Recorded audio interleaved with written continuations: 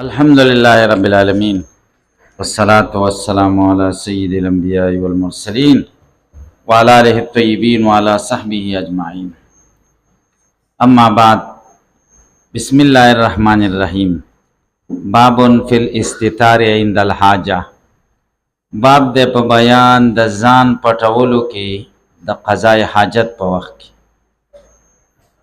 قضاء حاجت په وخت کې ځان پټول ضروری دي.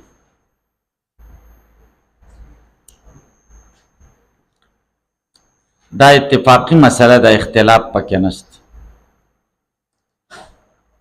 استتار دو معناګانې دي، یوه دا ده چې ځای کې ځان پټ کړي او دویم دا دی چې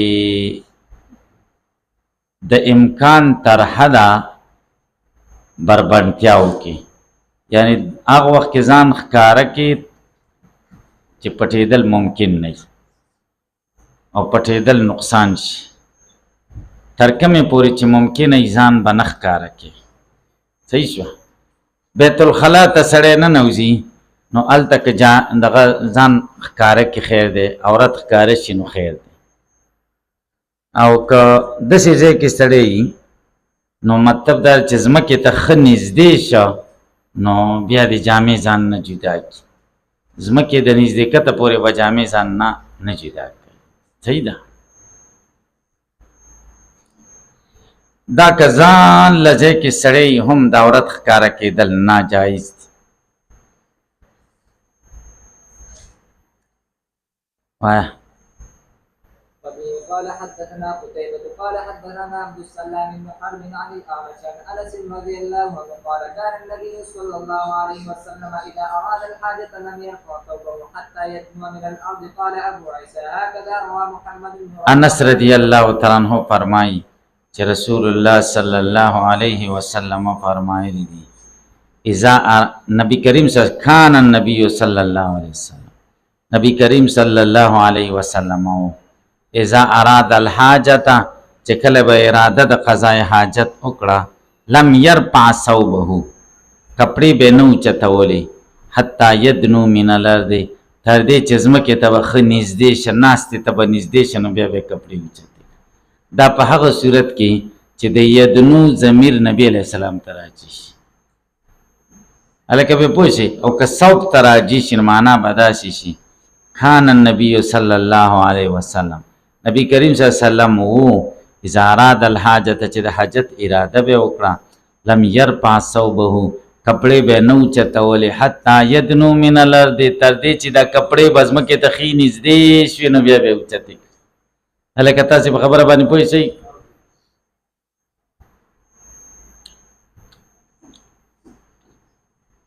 یو سندي خبره کوي. قال ابو عیسی امام ترمذی وایي هکذا روا محمد بن ربیعه عن الاعمش، محمد ابن ابي ربیعه هم دقه شان روایت د اعمش نه کړی دی لکه عبدالسلام چې کړی دی عبدالسلام ابن حرب عن انس هذا الحدیث، او روایت کړی دی وکی او حمانی عن الاعمش، هغې روایت کړی د اعمش نه. دا مارکر راک درې څلورو طریقو سره دا حدیث دی، څلورو طریقو سره دا حدیث دی.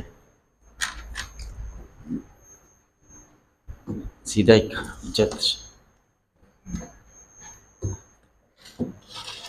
کیده تکیک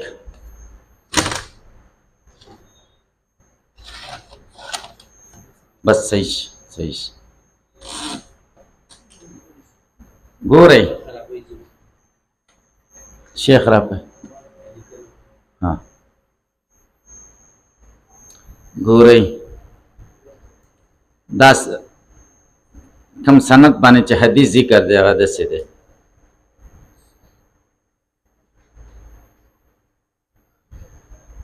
عن الاعمش عن انس دا یو شو. صحیح شو. دویم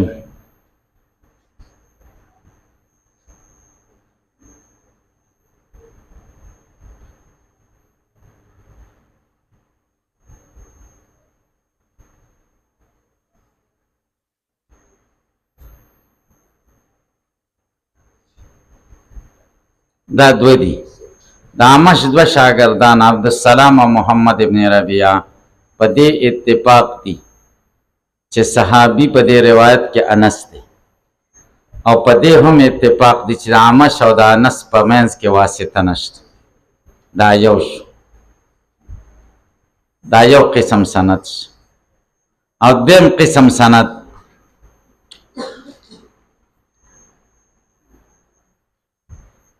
ګورئ،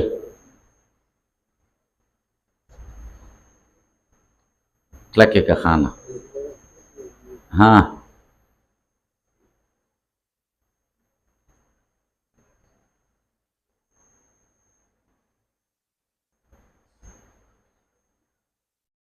عن ابن عمر، دا وکی دی، ښه وکی.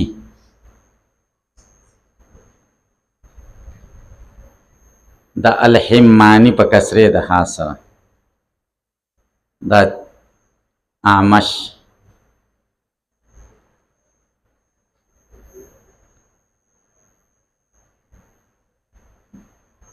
دلته اوس دا څلور شاګردان شو د اعمش: عبدالسلام، محمد ابن ربیعه، وکی او حمانی.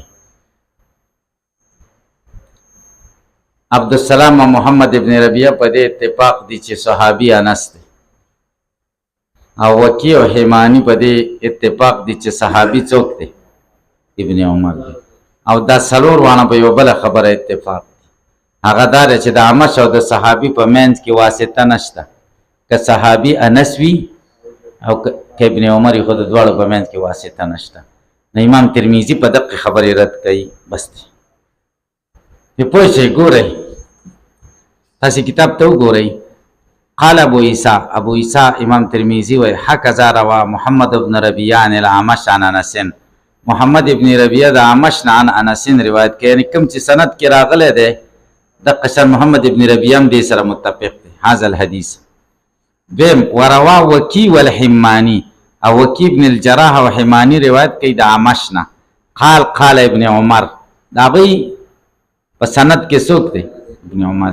كان النبي صلى الله عليه وسلم اذا اراد الحاجه لم يرفع صوته حتى يدنو من الارض. وكلا الحديثين مرسل، او دواړه حدیثونه مرسل دي. مرسل په معنا د منقطع سره، مرسل په معنا د چا سره؟ منقطع څه ته وایي؟ منقطع دي ته وایي چې تابعی د نبی علیہ السلام نه روایت، تابعی د چا نه روایت. دا منقطع ځکه دي چې ولې منقطع دي؟ ځکه منقطع دي. ګوره، ویقال ویل کېږي لم يسمع الاعمش من انس بن مالک، اعمش د انس بن مالک نه سما نه ده ثابته، ولا من احد من نه د هیڅ یو د صحابهونه. وقد نظر الى ابن مالک، انس ابن مالک ته تش کتلی دي. قال رأيته ما لیدلی یصلی، فذكر عنه حکایتا فی الصلاة، ذکر کړی د قصه د په مانځه کې چې داسې مونځ یې کوه ما ولیده. والاعمش اسمه، د اعمش نوم سلیمان ابن مهران دی، ابو محمد الکاهلی. هلکه تاسې پرې پوه شئ. نو منقطع شو. دا دواړه سندونه څنګه شو؟ ځکه اعمش روایت کوي د انس رضی الله تعالی عنہ نه، او د انس نه روایت نه دی ثابت، او د ابن عمر نه روایت کوي، د ابن عمر نه روایت نه دی ثابت. نو په منځ کې واسطه پرېښې ده. هلکه تاسې پرې پوه شئ. لہذا دا حدیثونه صحیح نه دي، قابل د استدلال نه دي. چا جواب کړی دی؟ هغه دا دی چې اعمش د ابو داود په روایت کې د اعمش او د انس رضی الله عنه په منځ کې یزید رقاشي راغلی دی. څوک راغلی دی؟ نو که چېرته د ابو داود دا روایت معتبر شي، نو بیا دا حدیث متصل شي، قابل د استدلال دی. هلکه پرې پوه شي. او بعضې روایاتو کې داسې راغلي دي عن الاعمش عن رجلین عن انس ابن مالکن. رجلین اگر چې مجهول دی، او انس رضی الله عنه د اعمش خصوصیت دا دی چې دی د ثقاتو نه روایت کوي، د غیر ثقه نه روایت نه کوي. نو رجلین که هر څوک دی، خو د اعمش د وجې نه ثقه دی، بیا به متصل شي. او که دا ونه منلی شي، نو دا حدیثونه منقطع دي. مرسل په معنا د منقطع سره، مرسل اصطلاحي نه، بلکې مرسل لغوي و منقطع ولیکئ ورسره چې مرسل معنا څه ده منقطع. اعمش څوک سلیمان ابن مهران نومو، دا د امام ابو حنیفه رحمه الله استاد دی او عظیم شخصیت دی او ثقه دی.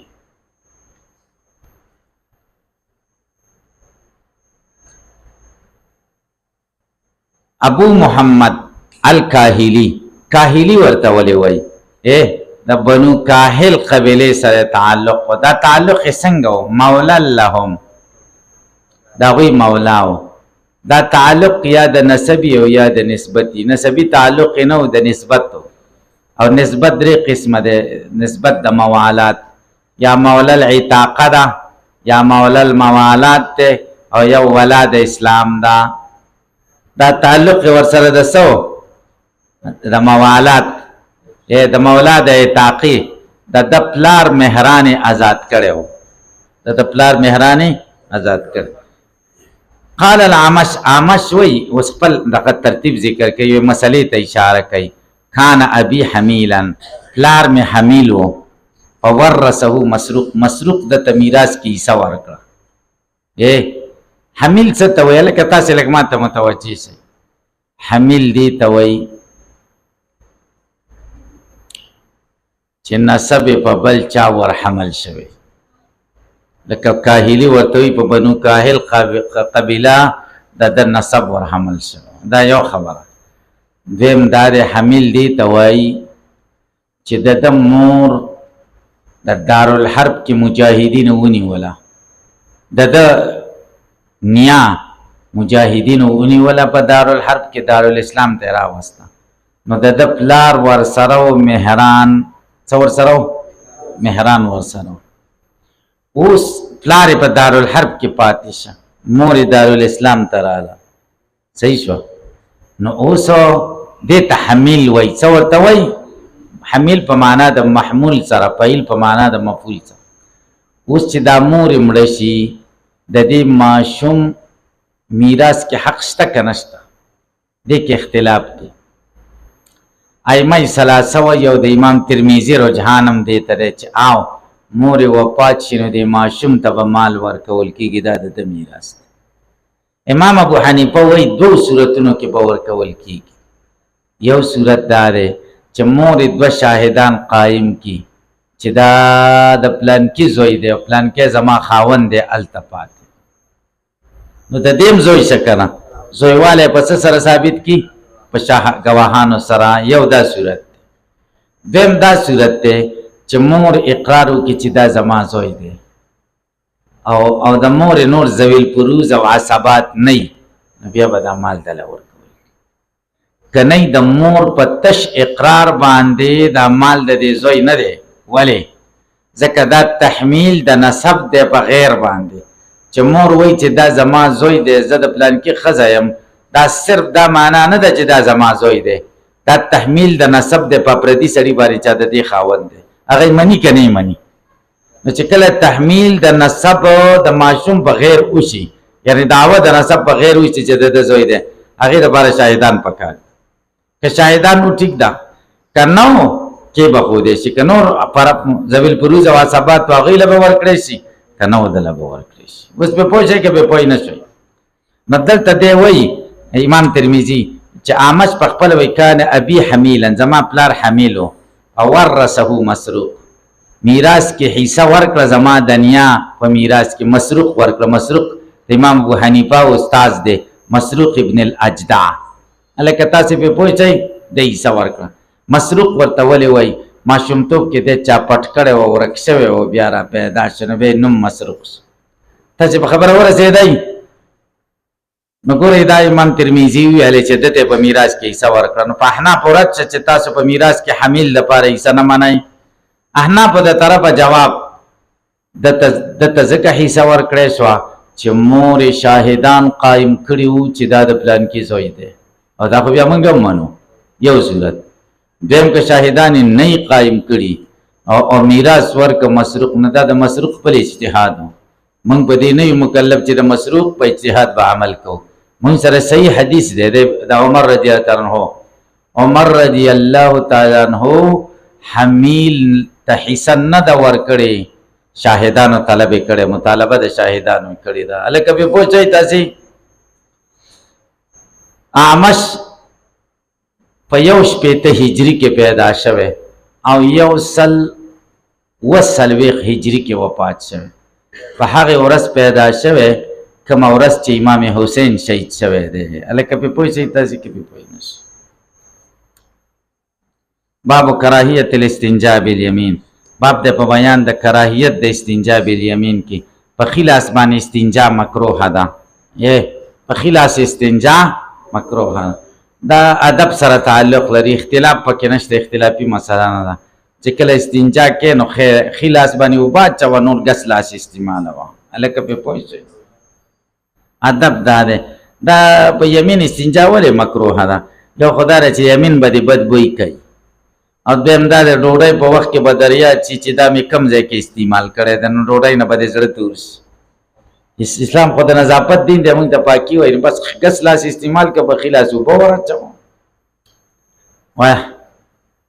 قال حدثنا محمد بن ابي عمر المكي قال حدثنا سفيان بن عيينة عن معمر عن يحيى بن ابي كثير عن عبد الله بن ابي قتادة عن ابيه ان النبي صلى الله عليه وسلم نهى ان يمس الرجل ذكره.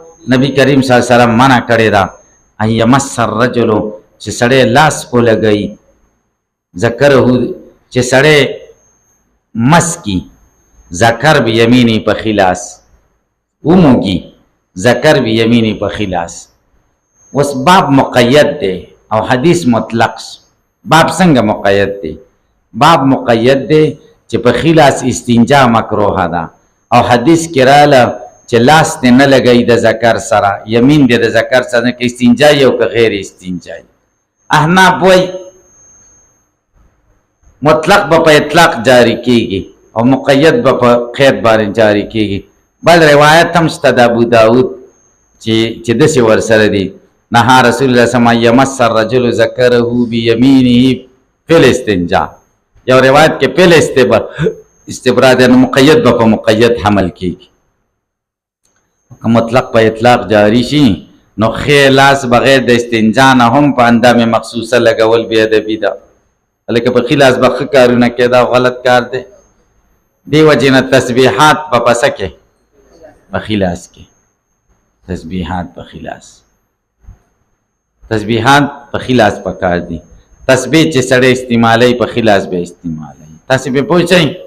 تسبیح بدعت نه دی. ګورئ ام سلمې رضی الله تعالی عنها روایت دی چې دی به ذکر د کجورو په زړو کوو، د کجورو په زړو به یې څه کوو، او د نورو ازواجو مطهراتو نه هم دا ثابت دي چې هغوی به د کجورو زړي استعمالول، ذکر به یې پې کوو.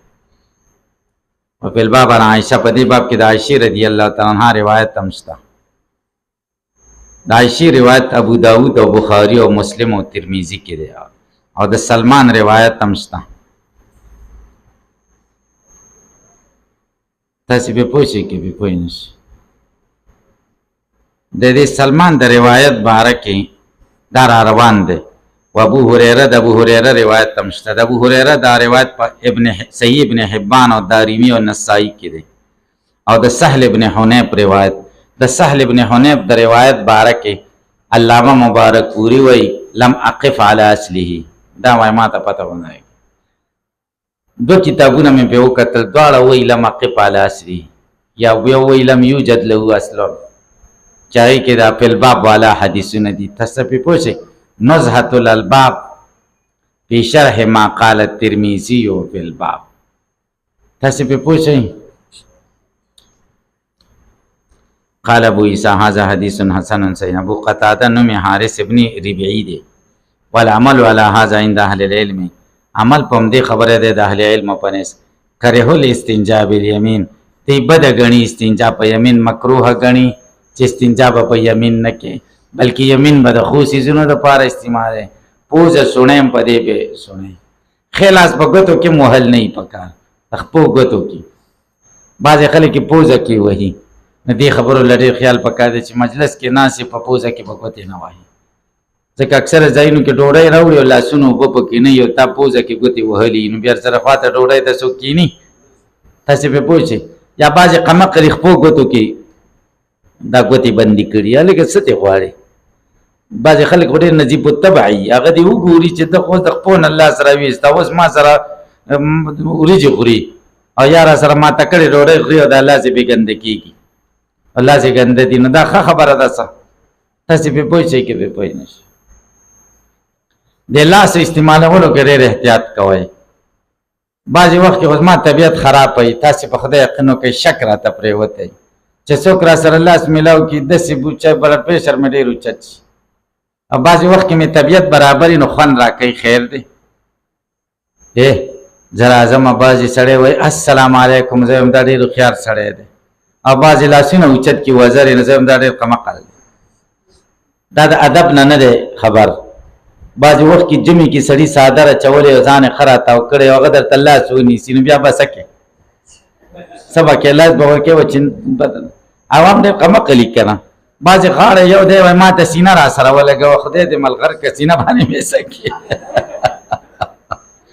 دا هغه د مینې نه وایي خو د خره مینه څه وي لته دا د خره مینه ده مینه دا ده مینه دا ده چې جیب کې ورته څه واچوه عالم سره مینه څه ده دا مینه ده چې غاړه ورکه تشه غاړه ورکه دا مینه ده دا خرطوب دی قسم په خدای تنګ دی کې بس دغه به درکوي تنګی دی دومره مې تنګ کي چې زه دلته یو وخت کې مدرسې له به تلمه په دې دغه کې مدرسه وه هغې نو 15 منټه به زه مخکې تلم دلته یو سړی و هغه به مخې له چې راغی نو هغه د وجې نه به تلم هغه به ویل چې اوس کا او څنګه چل دی کور کې خیریت دی او سړې سړې خبرې به یې کولې اوس ښه ده وفات شوی دی ډېر خوشحاله شوم چې وفات تاسې پرې پوه شئ نو داسې نه ده په کار ډېر په اسانۍ سره د دین ډېر اسانه دی مونږ ځان له په زوره سخت کړی السلام علیکم بس کافي ده صحیح شوه زیات نه زیات مصافحه بس لاس میلاول لاس میلاول چې ډېرې در سره میلاو کي بیا یې وینځل پکار دي ځکه کم یو پکې زکامي نو هغه بس بیا د ډوډۍ پې وخوړه نو بس ایټم بم دی نو غرق شي او زمونږ د الرجي د زکام داسې دی چې بس بیا به په 100,000 روپۍ به په ځان لګې او ستنې به لګې او 10 ورځې خو به پې تېرېږي په زکام نو د دې نه ښه دا نه ده چې السلام علیکم تش السلام علیکم اهتمام ډېر ښه دی بعضې وخت کې خیر دی که څوک لاس میلاو کي خو بعضې وخت کې ډېر بد لګېږي ډېر بد لګېږي تاسې هم داسې یئ ستاسې طبیعت څنګه دی څه غاړه م خوښې دي سم خوښ دي لیاقت تاسې څنګه یئ